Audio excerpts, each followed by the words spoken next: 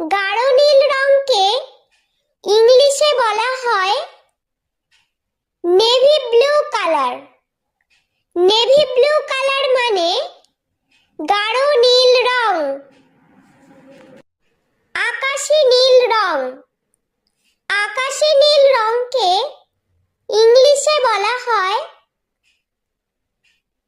Sky blue colour. Sky blue colour মানে আকাশী নীল রং। কালো রং। কালো রংকে ইংলিশে বলা হয় ব্ল্যাক কালার। ব্ল্যাক